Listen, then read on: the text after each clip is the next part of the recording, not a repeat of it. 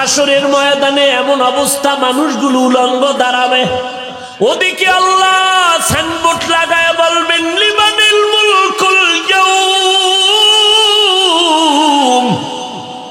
লিল্লাহিল ওয়াহিদিল কাহ্হার। আল্লাহর কুদরতের আওয়াজে হাসরের ময়দানটা থরথর করে কেঁপে উঠবে, মানুষগুলো পাগলের মতো হয়ে যাবে। আল্লাহ বলবে, সূর্য তুই কই, একটু নিচের দিকে নেমে আয়, নিচে নেমে এসে তোর যত তাপ আছে জমিনের মধ্যে ছেড়ে দে। সূর্যের গরম এত প্রচন্ড, মাটির জমিনটা পুড়িয়া তামা হয়ে যাবে। মানুষের মাথার মগজগুলো ফুটে বাতের বারের মতো ফুটতে থাকবে, পেটের গলিত নারী বুড়ি পায়খানার রাস্তা দিয়ে পড়ে যাবে। অপরদিকে জাহান্নামের আওয়াজ। আল্লাহর নবী কান্না করে, ওই হাসরের ময়দানটা এত ভয়ঙ্কর, জাহান্নামের আওয়াজে হাসরের ময়দানটা কাঁপা শুরু হয়ে যাবে। আল্লাহ বলবে, একটু অপেক্ষা কর। ও আয়েশা, কেমন ভয়ঙ্কর হালাত হওয়ার কারণে যে সমস্ত নবীদের কোনো গুনাহ নাই, ওই নবীরা নাফসি নাফসি বলে চিৎকার দিয়ে কাঁদবেন, উম্মতের কথা ভুলে যাবেন। নবীরা পর্যন্ত নাফসি নাফসি বলে কাঁদবেন, উম্মতের খবর থাকবে না। আর বলবে, আল্লাহ আমারে বাঁচাও বাঁচাও, সূর্যের গরম সহ্য করতে পারি না, জাহান্নামের আগুনের হাওয়া গরম সহ্য করতে পারি না, ওদিকে জমিনটা তামা সহ্য করা যায় না। আল্লাহ তাআলা বলবেন, ওয়ামতাজুল ইয়াউমা আইয়ুহাল মুজরিমুন, ও গুনাহগারেরা তোমরা নেককারদের থেকে আলাদা হয়ে যাও। ও আয়েশা, নবীরা পর্যন্ত কি পরিমাণ ভয়ঙ্কর অবস্থা হলে নবীদের গুনাহ নাই, তারপরও তারা নাফসি নাফসি বলে কাঁদবে। ওই সময়ের আয়েশা কোন নবী উম্মতের খবরও নিবে না, খেয়ালও থাকবে না। আদম নবী উম্মতের ভুলিয়া নাফসি বলে কাঁদবেন, মূসা নবী উম্মতের কথা ভুলিয়া নাফসি নাফসি বলে কান্না করবেন, ইব্রাহিম নবী উম্মতের ভুলিয়া নাফসি নাফসি বলে কাঁদবে। একমাত্র আমি মায়ার নবী ওই হাসরের ময়দানে আমার নাফসি বলে কাঁদবো না, আমি একটা আওয়াজ দিব, উম্মতি উম্মতি। ও আমার উম্মতেরা তোরা কই, আয় আয়, আমি মুহাম্মদ দাঁড়াইয়া আছি। একটা উম্মত জাহান্নামে থাকা অবস্থায় আমি জান্নাতের ময়দানে যাব না। ওরে নবীরা আশেকের দল, আল্লাহর নেয়ামতের সাথে গাদ্দারি করে। এরা চার পাওয়ালা জানোয়ার না। আল্লাহ কয় চার পাওয়ালা জানোয়ারের থেকেও খারাপ। জানোয়ার শব্দের অর্থ হলো যার জান আছে, এরা কি কয়? জানোয়ার। এটা আল্লাহ বলেন কিছু মানুষ না, অধিকাংশ মানুষ জাহান্নামে যাবে। কেন? এরা শুধু চতুষ্পদ জন্তুর মতো না, এর থেকেও খারাপ। এ কথা কার? আল্লাহ বলেন এরা চার পাওয়ালা জানোয়ার না, এর থেকেও খারাপ। ভাইরা আমার, ইবাদত হলো মানুষের গুণ। মানুষ আল্লাহর ইবাদত করবে। ইবাদত করতে হলে শিখতে হবে, জানতে হবে। কি শিখবেন, কি জানবেন? বলে কোরআন। কি? কোরআন। কোরআন শিখার মাধ্যমে ইবাদতের পদ্ধতি আপনি জানবেন। কোরআন শিখে শিখে ইবাদতের পদ্ধতি জানিয়া ইবাদত করলেই হবেন গুণের মানুষ। আবার আমি রিপিট করতেছি, দ্বিতীয়বার আপনারা খেয়াল করেন, ইবাদত হলো মানুষের গুণ। আর ইবাদত করতে হলে লাগবে কোরআন শরীফ। কোরআন শিখে শিখে ইবাদত করবেন। কোরআন শিখা মানে হাদিস শিখান, হাদিস ছাড়া কোরআনের ব্যাখ্যা বোঝা যাবে না। ও বান্দা, কোরআন শিখিয়া ইবাদত করলে হবেন গুণের মানুষ। তাহলে ইবাদত গুণের মানুষ, গুণের মানুষ হইতে হলে লাগবে ইবাদত, ইবাদত শিখতে হলে লাগবে কোরআন, আর কোরআন পড়তে হলে লাগবে কোরআনওয়ালা উলামায়ে কেরাম। এই দিকে নজর করে আল্লাহ বলেন, আমি এমন রহমান, কোরআন শিখাইলাম, মানুষ বানাইলাম। অর্থাৎ যারা কোরআন দিয়া ইবাদত করবে তারা গুণের মানুষ, কোরআন শিখার মাধ্যমে যারা ইবাদত করবে তারা গুণের মানুষ।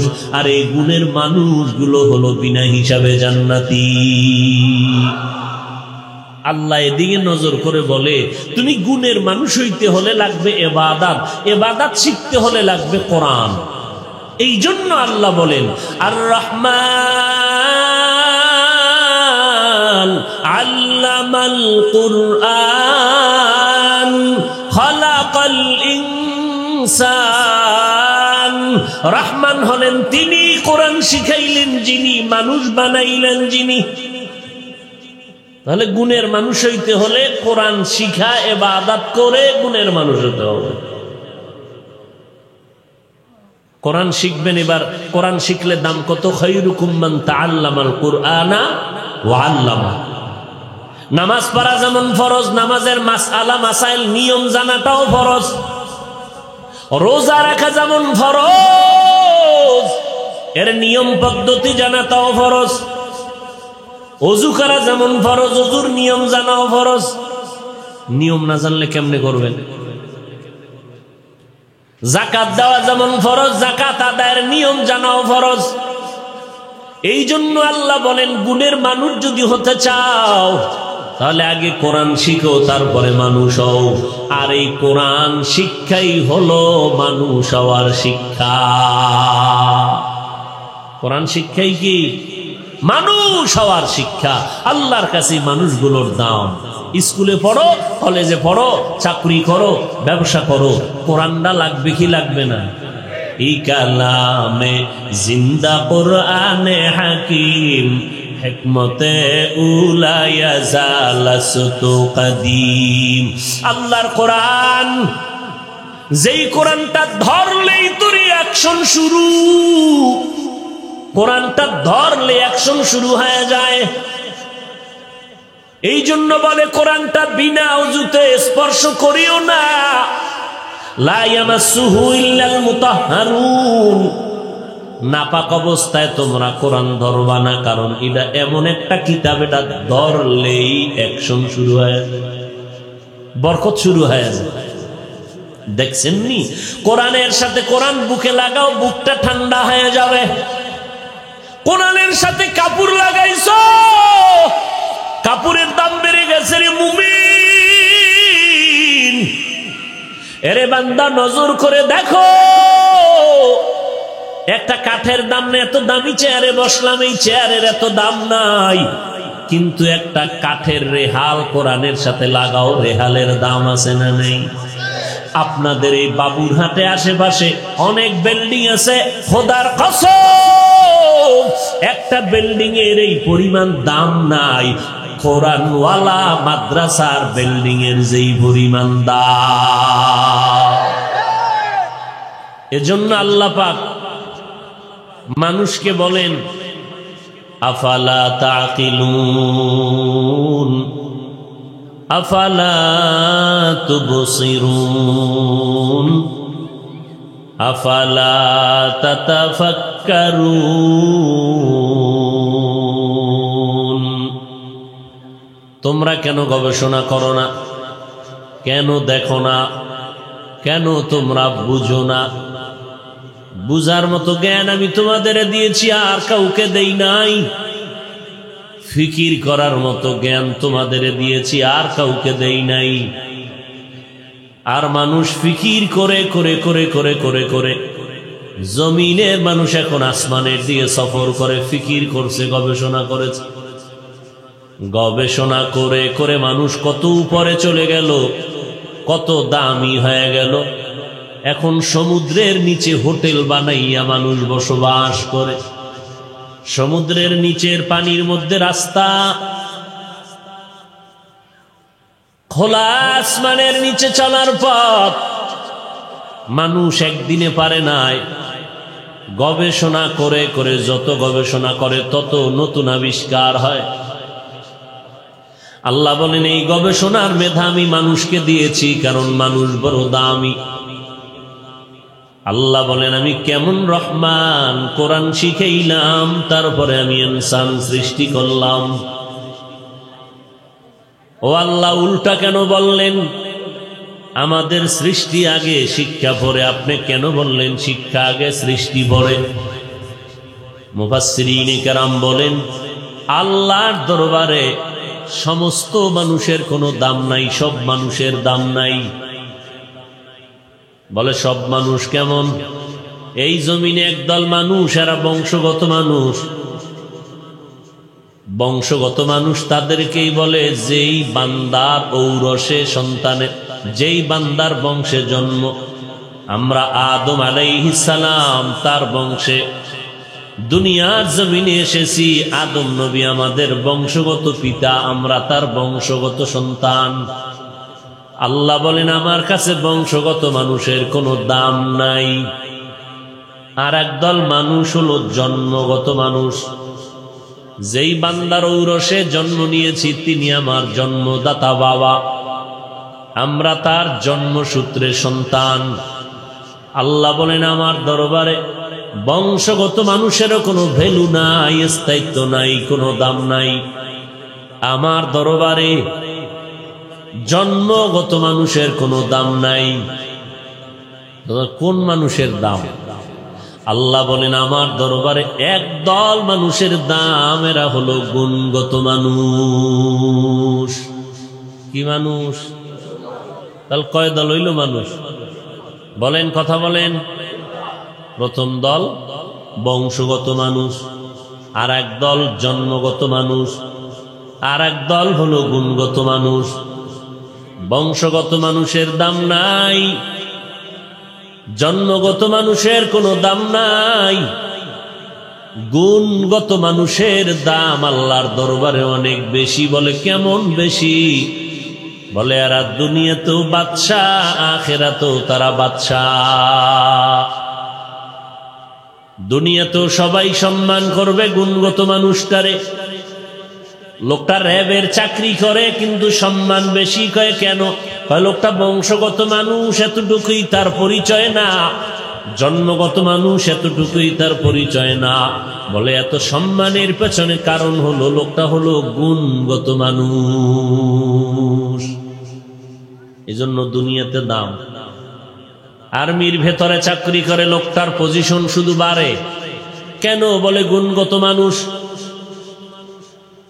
গরিবের সন্তান হাজারো মানুষের সামনে গিয়া নামাজের ইমামতি করে, এত দাম কেন? বলে লোকটা যদিও বংশগত, এটা তার আসল পরিচয় না, জন্মগত পরিচয়টা আসল না।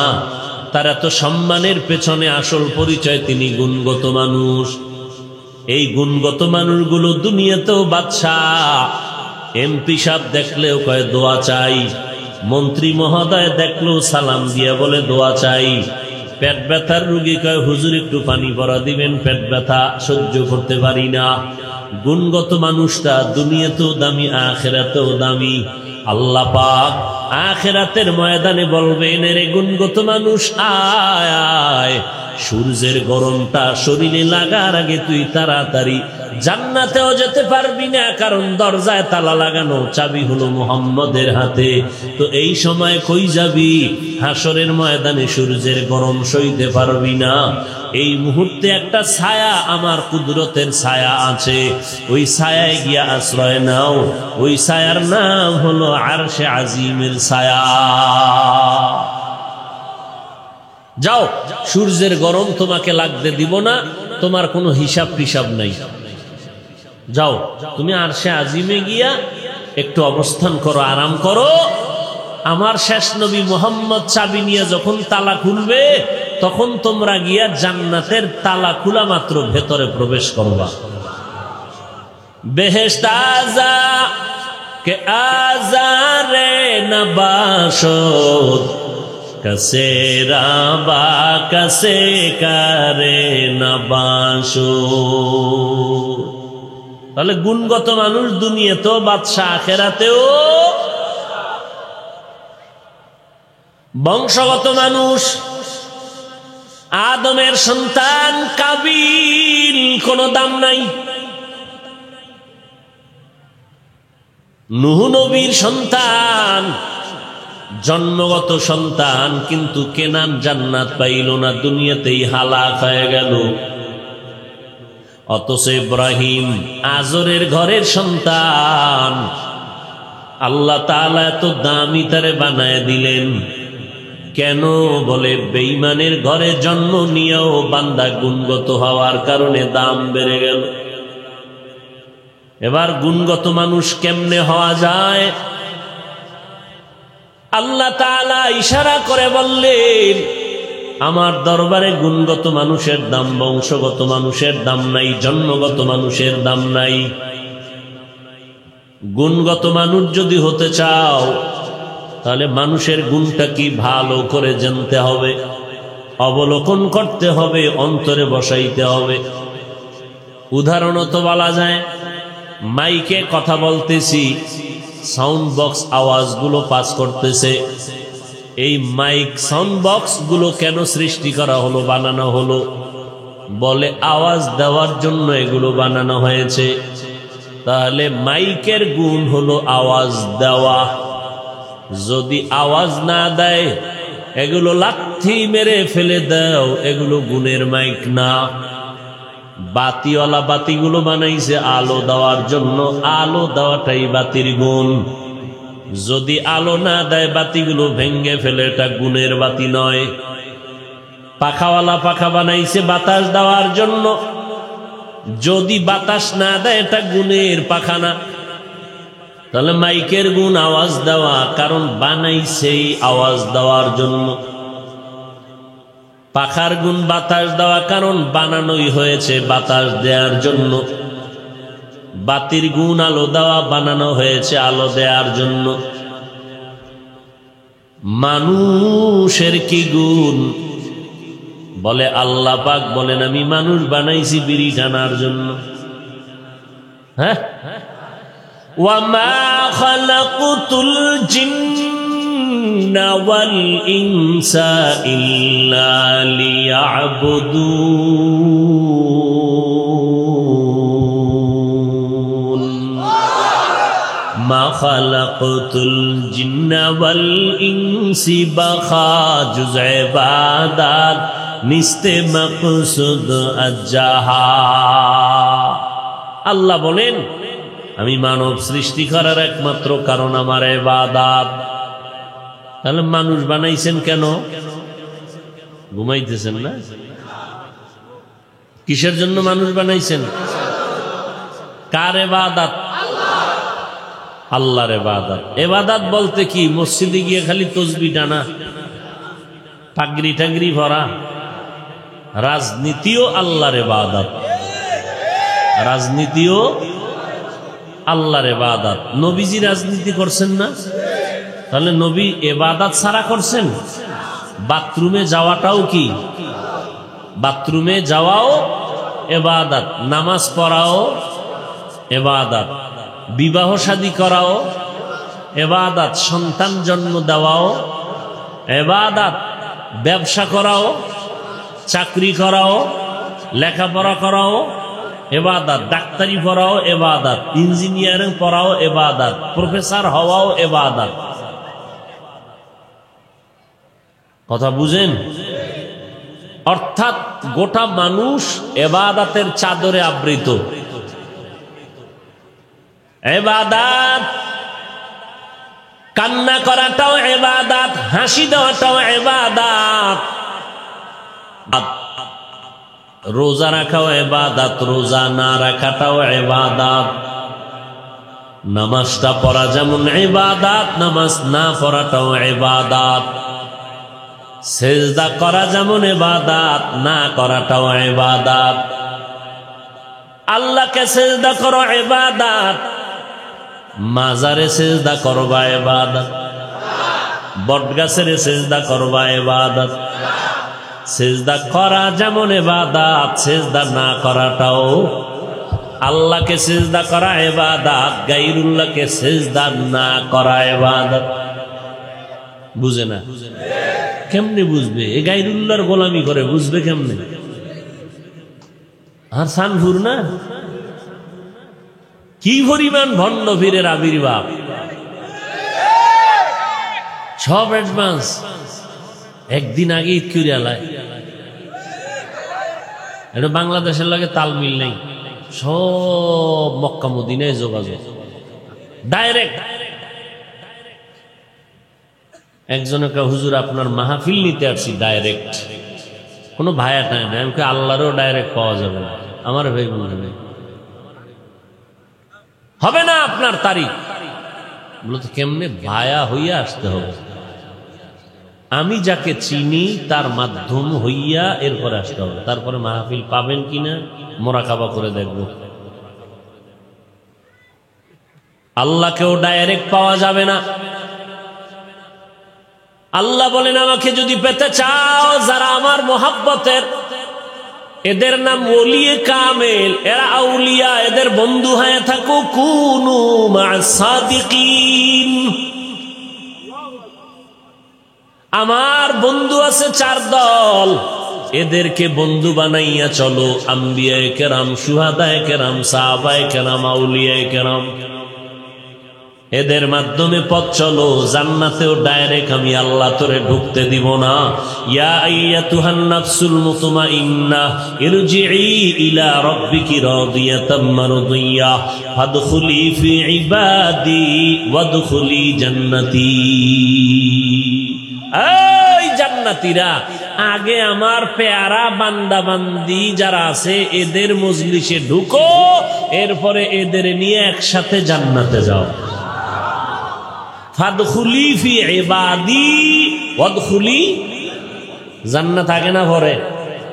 পরে। এর মাঝখানে ভিডিও ভাড়া থাকলে তাও কমপ্লিট করে নেওয়া হবে। ভাইরা আমার, নামাজ পড়া যেমন ইবাদত, নামাজ না পড়াটাও ইবাদত। নামাজ পড়া 5 বেলার নামাজ ইবাদত। সূর্য যখন ডুবে ডুবে ভাব, ওই সময় পড়া ইবাদত। ওই সময় নামাজ না পড়া ইবাদত। সূর্য উঠার সময় নামাজ না পড়া ইবাদত। রমজানে রোজা রাখা ইবাদত, ঈদের দিন রোজা না রাখাটা ইবাদত। নাকি ঈদের দিনও রোজা রাখা ইবাদত?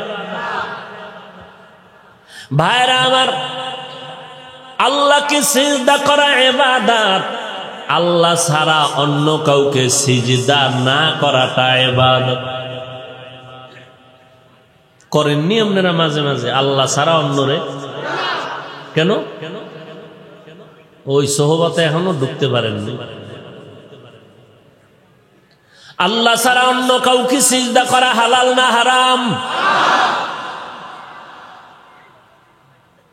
যদি কেউ দলিল দিতে চায় এরা নিকৃষ্ট মূর্খ, এছাড়া কিছু না। শুধু মূর্খ না, নিকৃষ্ট মূর্খ। সিজদা পাবে কে? আর কেউ? যদি আর কেউ পায় তাহলে মদিনাওয়ালারে আগে দেখ। কোন মাজারওয়ালা যদি পায় তো মদিনার মাজারে সিজদা আগে দিবি, তাহলে চামড়া তুলে ফেলা হবে। আমার রসুলের থেকে দামি কেউ আছে? তাহলে আল্লাহ ছাড়া অন্য কাউকে যদি সিজদা দিয়ে সওয়াব নিতে চাও, আগে সিজদা দিবি মদিনাওয়ালারে। সম্ভব? সম্ভব। অতএব আর কারো জন্য সিজদা করা সম্ভব নয়। মাজারে যদি মোমবাতি জ্বালাও তো মদিনার মাজারে একটা বড় মোম অর্ডার দিয়ে বিমানে নিয়ে আগে জ্বালাও। কি ঠিক? বিমানে নিয়ে যাবেন? ওটা যেমন অসম্ভব, কোন মাজারে মোম জ্বালানো অসম্ভব। কারণ আমার নবীর মতো দামি কেউ নাই, আমার নবীর মতো বড় পীর জমিনে কেউ নাই। যদি কেউ বলে আছে, সে টাটকা দলিল ছাড়া বেঈমান। আমার নবীর মাজারের মতো দামি মাজার নাই। আছে? আজমিরের মাজার, মাইজভান্ডারের মাজার, খানজাহান আলীর মাজার, শাহজালালের মাজার, ইব্রাহিম নবীর মাজার, এই কথাগুলো বুঝতে কি দলিল লাগবে? আবার দলিল ফিডা, দলিল চাইলে কি ফিডাও একটা দলিল, ফিডাও কি একটা দলিল। এটার জন্য আবার দলিল লাগবে? হ্যাঁ, হাদিস আছে, হাদিসে আছে, ফিডাও একটা কি। নবী বলেন, খবরদার আরে উম্মত, আদবের লাঠি তুমি টানাইয়া রাখো, দেখলেই বেদব সোজা হয়ে যাবে। আদবের লাঠি টানায় রাখো, কেন? ওটা দেখলেই বেয়াদব সোজা হয়ে যায়। আদবের লাঠি টানায় রাখো, দেখলেই বেয়াদব সোজা হয়ে যাবে। আমার নবীর মতো দামি কোনো পীর নাই, মুহাদ্দিস নাই, মুফতি নাই, কোনো মুফাসসির নাই। আমার নবীর মাজারের মতো দামি কোনো মাজার নাই। আমার মদিনাওয়ালা নবীর দরবার শরীফের মতো দামি কোনো দরবার শরীফ আর আসেনি? আছে? অতএব মদিনার দরবারে যা চলবে না, জমিনের অন্য কোন দরবারেও তা চলবে না। মদিনার নবীর মাজারে যা চলবে না, অন্য জমিনের কোন মাজারেও তা চলবে না। আমার নবীর শানে যা চলবে না, দুনিয়ার কোন ব্যক্তির শানেও তা চলবে। সেজদা কে পাবে? আল্লাহ কয়জন? বাকি সব আল্লাহ না গায়রুল্লাহ? সিজদা করব না গায়রুল্লাহ, সিজদা করব ইল্লাল্লাহ। লা ইলাহা ইল্লাল্লাহ, লা ইলাহা ইল্লাল্লাহ, লা ইলাহা ইল্লাল্লাহ, লা ইলাহা ইল্লাল্লাহ। আসমান জমিন গায়রুল্লাহ, মাজার বাজার গায়রুল্লাহ, নবী ওলি গায়রুল্লাহ, জিন ফেরেশতা গায়রুল্লাহ, লা ইলাহা ইল্লাল্লাহ। সিজদা করব না গায়রুল্লাহ, সিজদা করব ইল্লাল্লাহ। ইল্লাল্লাহ মানে কি? এহেন আর এক বেজার কি? হাটহাজারীর হুজুর বলে গেছেন, আহমদ শফি রহিমাহুল্লাহু তাআলা, যেই আলেম বলবে ইল্লাল্লাহ জায়েজ নাই, তাকে আলেম বলা জায়েজ নাই। যারা ইল্লাল্লাহর বিরুদ্ধে কথা বলে এরা সবগুলো ফিতনাবাজ, এরা সবাই টাটকা ফিতনাবাজ। ইল্লাল্লাহ মানি হলো একমাত্র আল্লাহ, একমাত্র আল্লাহ। তাহলে সেজদা কে পাবে, গায়রুল্লাহ না ইল্লাল্লাহ? সিজদা করব না গায়রুল্লাহ, সিজদা করব ইল্লাল্লাহ। লা ইলাহা ইল্লাল্লাহ, লা ইলাহা ইল্লাল্লাহ, লা ইলাহা ইল্লাল্লাহ, লা ইলাহা ইল্লাল্লাহ। সিজদা কে পাবেন? একমাত্র সিজদা করবা আল্লাহকে। আল্লাহর নবী বলেন, আস-সাজিদু ইয়াসজুদু আলা কাদামির রহমান। ও বান্দা, যখন মানুষ 3.5 হাত বডির কপালটা বড় দামি, এই দামি কপালটায় কেউ পাও লাগায় না, কেউ পানি লাগায় না, কেউ ধুলাবালু লাগায় না। কারণ ইদারে আল্লাহ নিজের কুদরতের হাত দ্বারা সুন্দর করে বানাইছে, বডি বানাইছে। ফেরেশতা আল্লাহর অর্ডারে চেহারাটা আল্লাহ বানায় দেওয়ার কারণে নজর করে দেখছো নিরে গোলাম, সারাটা শরীর পোশাক দিয়ে আটকাইছি, চেহারাটা আটকাই নাই। রাস্তা দিয়া চলার সময় যত ধুলা বালু সব চেহারায় লাগে, বডির মধ্যে লাগে না কেন? পোশাক দিয়ে আটকানো। কিন্তু মাওলার কুদরত তাকাইয়া দেখ, গোসলখানায় যখন ঢুকবি তখন তাকাইয়া দেখবি রে গোলাম, পোশাকটা খোলার পরে যেই পোশাক আটকায় রাখছিলাম শরীরে ময়লা ধুলা বালু ডুববে না, সেই পোশাক খুইলা দেখলাম শরীরে এত ময়লা, সাবান না দিলে আর ময়লা যায় না। আর যেই খোলা চেহারা এত ধুলা বালু রৌদ্র লাগলো, সামান্য সাবানও লাগবে না, একটু পানি দিয়া ধুইয়া নাও, দেখবা বিন্দু কোনো চেহারায় ময়লা নাই। কাদের কুদরত দারি বার কামাল, আন্তা রব্বি আন্তা হাসবি জুল। সাউন্ড ডাউন হয়ে গেল, বাড়া। আন্তা রব্বি আন্তা হাসবি জুল জালাল, তুহি কাদের জলিলুল্লাহ জাহাদার, বহর হালে তুহি মেরা নেগাহদার। আরে মিয়া, কণ্ঠ কার দান? সবাই কণ্ঠ দিয়ে নামাজ পড়ায়, যার কণ্ঠ দিয়ে যত মোহাব্বত করে তেলাওয়াত করে, মজা আছে না নাই? সবাই তার তেলাওয়াত শুনতে চায় কি চায় না? আমি যে বয়ান করতেছি এখানে কণ্ঠের কি কোনো মোহাব্বত আছে না নাই? কার নেয়ামত? তাহলে কণ্ঠ থেকে কথার আওয়াজ বের করেন কে? কিন্তু এর মধ্যেও একটা মজাকে লাগাই দিছেন। তাহলে কণ্ঠের মধ্যে যদি একটা আকর্ষণ আলাদা থাকতে হয় মোহাব্বতের জন্য, মাইকের মধ্যে আলাদা সাউন্ড থাকবে না কেন? তাহলে কণ্ঠের আলাদার আওয়াজে যেমন মোহাব্বত হয়, ঠিক আমগো বয়ান এই প্রকাশের ক্ষেত্রে মাইকের আওয়াজ ভালো হলে তখন আরো ভালো। কথা বুঝেন না? এই জন্য আমাকে প্যান্ডেল লাগে না, বাতি লাগে না, ওরা অন্ধকারে খেলে মাইক হইলেই চলে। মাইক আমাদের আওয়াজের রূহ। কথা বুঝাইতে পারি না? আল্লাহ বুঝার তৌফিক দান করেন। কি বুঝবেন? মাইকের কথা বুঝবেন। কণ্ঠ যে আল্লাহর দান, এটা বুঝেন। এটা কার নেয়ামত? তাহলে জীবনে আর কোনোদিন বলবেন না একটা কণ্ঠ আর কিছু আছে। তোর বাপে দিছে কণ্ঠ, এই জানোয়ার। কণ্ঠ তোর আব্বা দিছে। কণ্ঠ কে দিয়েছেন? কে দিয়েছেন? আল্লাহর দেওয়া নিয়ামতকে তুই উপহাস করলি কেন? আল্লাহর দেয়া নিয়ামতের দিকে তাকাইয়া গাদ্দারি করলি কেন? কণ্ঠ তো কোনো ডাক্তার বানাইতে পারে না, এটা আল্লাহ নিজে কুদরতের হাত দ্বারা বানায় দিছেন। এটাকে উপহাস করো কেন? আল্লাহ হেদায়াত দান করুন। আরো জোরে বলে ভাইরা আমার।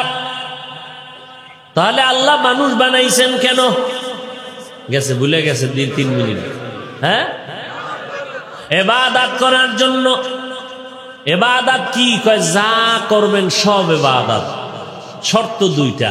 শর্ত, যা করবেন, যা বলবেন সব হবে আমার আল্লাহ তাআলার খুশির জন্য। যা করব, যা বলবো সব হবে মদিনাওয়ালার তরিকায়। কার তরিকায়? নামাজ পড়বো কার তরিকায়? একজনে মাগরিবের নামাজ ফরজ কয় রাকাত? 3 রাকাত ফরজে দাঁড়ায় কয় বেজোর হইলে লাভ আছে, 2টা সেজদা মাওলার একটু বাড়ায় দেই, 4 রাকাত করে ফেলি। হবে? 4 রাকাত পইরেই ফেলাইছে। তোর তো হবে না, হবে না। শুধু 1 রাকাত না, তোর আমও গেছে, তোর পুরা 3 রাকাত শেষ। আবার নতুন করে পর, কানে ধর, নতুন করে কানে ধর। অন্যায় করলি কেন? আবার নতুন করে কানে ধইরা নামাজ ধর, পুরা নামাজ আবার পড়বি। কোনো চালাকি কেন টেন নাই? আচ্ছা, আল্লাহ আসতে কইলে শুনে না? শুনেনি? কি বিশ্বাস আছে? তাহলে মাগরিবের নামাজ ইমাম সাহেব যদি কেরাত আস্তে আস্তে পরে কেরাত হবে? হ্যাঁ, কেন? আপনার যুক্তি গেল কই? আল্লাহ তো আসতে কইলেও শুনে। যুক্তির নাম ইসলাম না, আল্লাহর হুকুম নবীর তরিকা মানার নাম ইসলাম। বুঝে আসুক আর না আসুক, আপনি কোরআন শরীফের অর্থ কি দুনিয়ার সবাই সব বুঝবে? হ্যাঁ, যত তাফসির লেখছেন মুফাসসিরিনে কেরাম সবাই কি বলছেন আমি পুরো কোরআন বুঝে ফেলাইছি? আল্লাহ মেধা সবাই একদম নাই।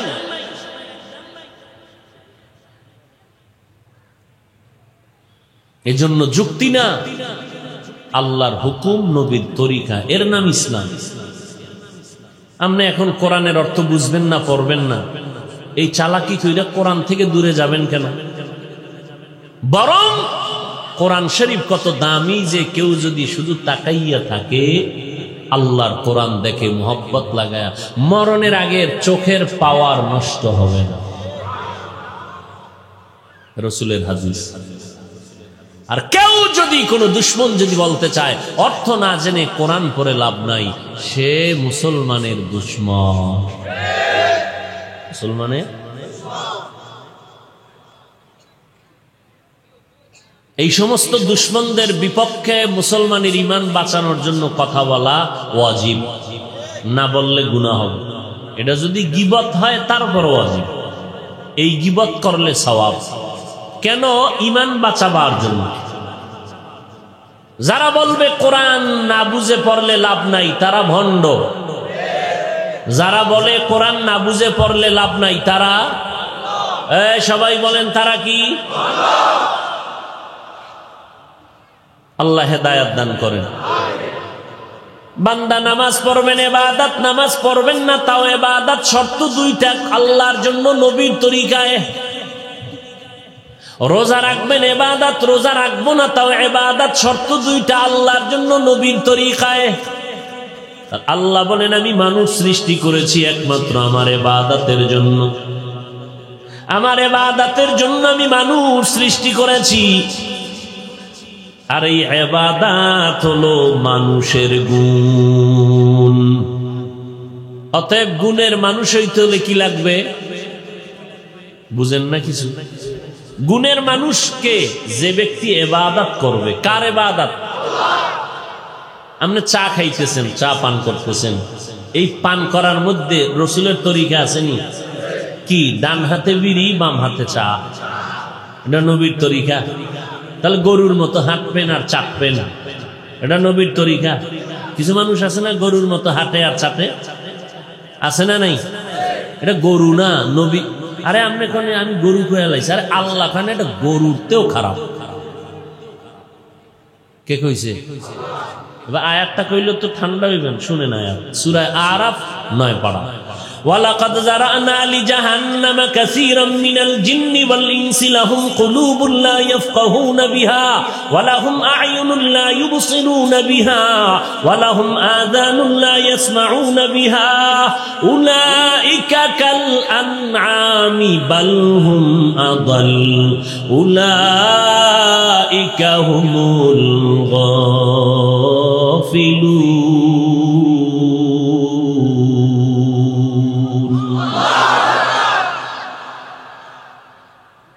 এই আয়াত কোন জায়গায় দিয়ে পড়ছি বুঝেননি? কোরআনে আছে তো। সূরার নাম সূরা আরাফ, পারা নাম্বার কত? 9। আল্লাহ কয় এরা চতুষ্পদ জানোয়ার না। উলাইকা কাল আনআম, না না, বাল হুম আদাল, এরা চতুষ্পদ জন্তু থেকেও খারাপ।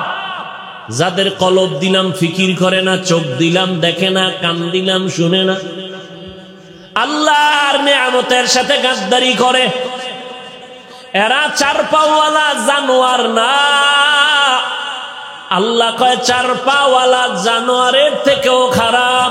জানোয়ার শব্দের অর্থ হলো যার জান আছে, এরা কি কয়? জানোয়ার। এটা আল্লাহ বলেন কিছু মানুষ না, অধিকাংশ মানুষ জাহান্নামে যাবে। কেন? এরা শুধু চতুষ্পদ জন্তুর মতো না, এর থেকেও খারাপ। এ কথা কার? আল্লাহ বলেন এরা চার পাওয়ালা জানোয়ার না, এর থেকেও খারাপ। ভাইরা আমার, ইবাদত হলো মানুষের গুণ। মানুষ আল্লাহর ইবাদত করবে। ইবাদত করতে হলে শিখতে হবে, জানতে হবে। কি শিখবেন, কি জানবেন? বলে কোরআন। কি? কোরআন। কোরআন শিখার মাধ্যমে ইবাদতের পদ্ধতি আপনি জানবেন। কোরআন শিখে শিখে ইবাদতের পদ্ধতি জানিয়া ইবাদত করলেই হবেন গুণের মানুষ। আবার আমি রিপিট করতেছি, দ্বিতীয়বার আপনারা খেয়াল করেন, ইবাদত হলো মানুষের গুণ, আর ইবাদত করতে হলে লাগবে কোরআন শরীফ। কোরআন শিখে শিখে ইবাদত করবেন। কোরআন শিখা মানে হাদিস শিখান, হাদিস ছাড়া কোরআনের ব্যাখ্যা বোঝা যাবে না। ও বান্দা, কোরআন শিখিয়া ইবাদত করলে হবেন গুণের মানুষ। তাহলে ইবাদত গুণের মানুষ, গুণের মানুষ হইতে হলে লাগবে ইবাদত, ইবাদত শিখতে হলে লাগবে কোরআন, আর কোরআন পড়তে হলে লাগবে কোরআনওয়ালা উলামায়ে কেরাম।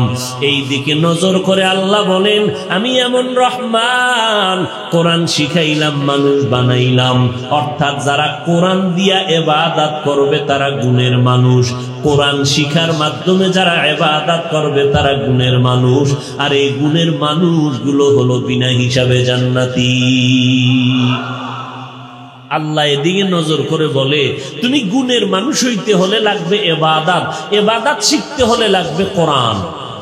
এই জন্য আল্লাহ বলেন, আর রহমান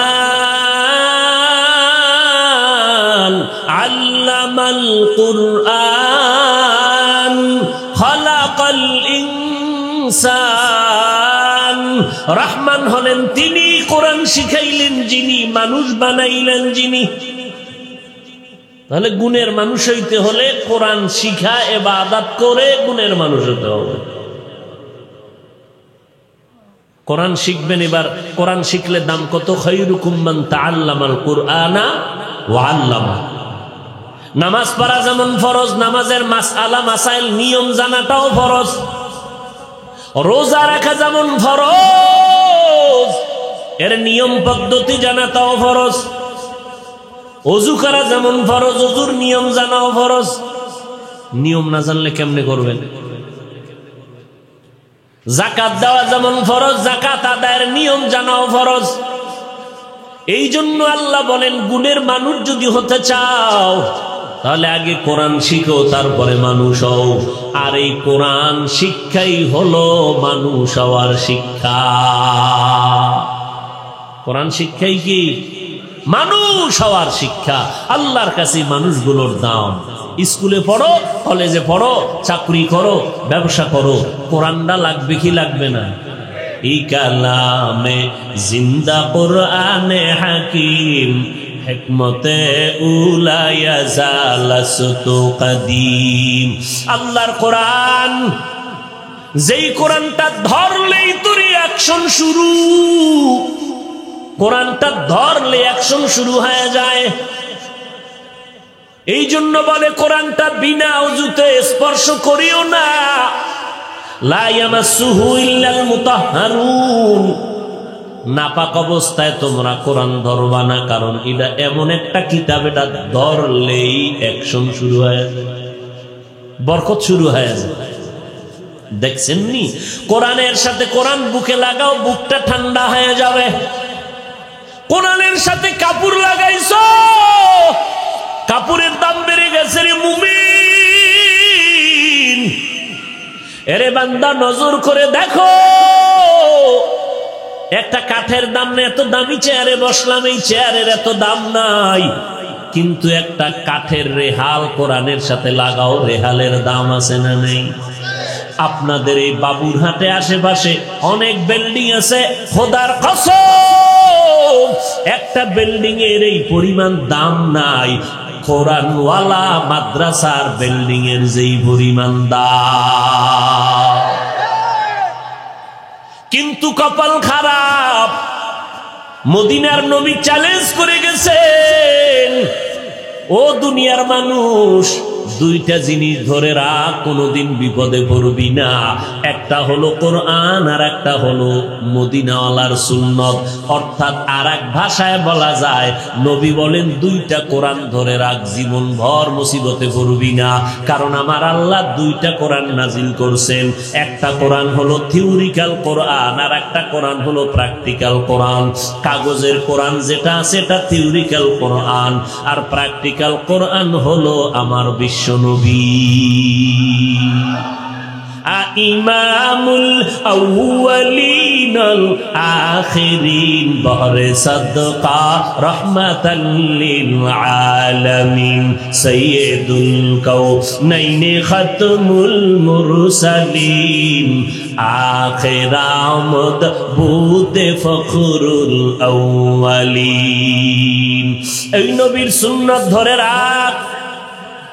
নবী বলেন যারা আমার সুন্নতের আঁকড়াইয়া ধরবি, আমি নবী ওয়াদা করলাম জান্নাতে তুমি আমি একসাথে থাকবো। সুবহানাল্লাহ। ওগো নবীর উম্মতেরা হয়ে আজি দিশাহারা, কোরআন হাদিসের চলো যখন যাহা চায় মনে, নবী বিনে কে তরাবে ফুলসিরাত মিজানে, নবী বিনে কে তরাবে ফুলসিরাত মিজানে। নবী আমার জীবন ভরে দিনের লাগি কষ্ট করে, দান দান শহীদ করিলেন ওহুদেরই ময়দানে, নবী বিনে কে তরাবে ফুলসিরাত মিজানে, নবী বিনে কে তরাবে ফুলসিরাত মিজানে। এরে নবীর আশিক উম্মতের দল আম্মা জান আয়েশা রাদিয়াল্লাহু তাআলা আনহা বলেন, আমি একদিন হুজরার মধ্যে বসা দেখি আমার নবীও বসে বসে গুনগুন করে কান্না করতেছেন। আমি প্রশ্ন করলাম, হে মায়ার নবী, আমি আয়েশা কোনো বেয়াদবি করলাম নাকি, কাঁদেন কেন? নবী বলেন, না আয়েশা তুমি কোনো বেয়াদবি করো নাই তো কাঁদেন কেন? নবী বলেন, আয়েশা হাসরের ময়দানের কঠিন অবস্থা মনে পড়ে যাওয়ার কারণে আমি কান্না করতেছি। বলে কেমন কঠিন হবে হাসরের মাঠের অবস্থা? আল্লাহর নবী বলেন, আয়েশা হাসরের ময়দানে এমন অবস্থা মানুষগুলো উলঙ্গ দাঁড়াবে, ওদিকে আল্লাহ সাইনবোর্ড লাগায় বলবেন লিমানিল মুলকুল ইয়াউম লিল্লাহিল ওয়াহিদিল কাহ্হার। আল্লাহর কুদরতের আওয়াজে হাসরের ময়দানটা থরথর করে কেঁপে উঠবে, মানুষগুলো পাগলের মতো হয়ে যাবে। আল্লাহ বলবে, সূর্য তুই কই? একটু নিচের দিকে নেমে আয়, নিচে নেমে এসে তোর যত তাপ আছে জমিনের মধ্যে ছেড়ে দে। সূর্যের গরম এত প্রচন্ড, মাটির জমিনটা পুড়িয়া তামা হয়ে যাবে। মানুষের মাথার মগজগুলো ফুটে বাতের মারের মতো ফুটতে থাকবে, পেটের গলিত নারী বুড়ি পায়খানার রাস্তা দিয়ে পড়ে যাবে। অপরদিকে জাহান্নামের আওয়াজ। আল্লাহর নবী কান্না করিব, ওই হাসরের ময়দানটা এত ভয়ঙ্কর, জাহান্নামের আওয়াজে হাসরের ময়দানটা কাঁপা শুরু হয়ে যাবে। আল্লাহ বলবে, একটু অপেক্ষা কর। ও আয়েশা, কেমন ভয়ঙ্কর হালাত হওয়ার কারণে যে সমস্ত নবীদের কোনো গুনাহ নাই, ওই নবীরা নাফসি নাফসি বলে চিৎকার দিয়ে কাঁদবেন, উম্মতের কথা ভুলে যাবেন। নবীরা পর্যন্ত নাফসি নাফসি বলে কাঁদবেন, উম্মতের খবর থাকবে না। আর বলবে, আল্লাহ আমারে বাঁচাও বাঁচাও, সূর্যের গরম সহ্য করতে পারি না, জাহান্নামের আগুনের হাওয়া গরম সহ্য করতে পারি না, ওদিকে জমিনটা তামা সহ্য করা যায় না। আল্লাহ তাআলা বলবেন, ওয়ামতাজুল ইয়াউমা আইয়ুহাল মুজরিমুন, ও গুনাহগারেরা তোমরা নেককারদের থেকে আলাদা হয়ে যাও। ও আয়েশা, নবীরা পর্যন্ত কি পরিমাণ ভয়ঙ্কর অবস্থা হলে নবীদের গুনাহ নাই, তারপরও তারা নাফসি নাফসি বলে কাঁদবে। ওই সময়ের আয়েশা কোন নবী উম্মতের খবরও নিবে না, খেয়ালও থাকবে না। আদম নবী উম্মতের ভুলিয়া নাফসি বলে কাঁদবেন, মূসা নবী উম্মতের কথা ভুলিয়া নাফসি নাফসি বলে কান্না করবেন, ইব্রাহিম নবী উম্মতের ভুলিয়া নাফসি নাফসি বলে কাঁদবে। একমাত্র আমি মায়ার নবী ওই হাসরের ময়দানে আমার নাফসি বলে কাঁদবো না, আমি একটা আওয়াজ দিব, উম্মতি উম্মতি, ও আমার উম্মতেরা তোরা কই,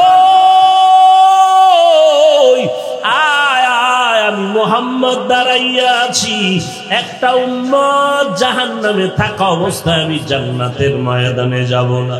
ওরে নবীর আশিকের দল, এখন কি সেই নবীরে চিনতে পারো নাই?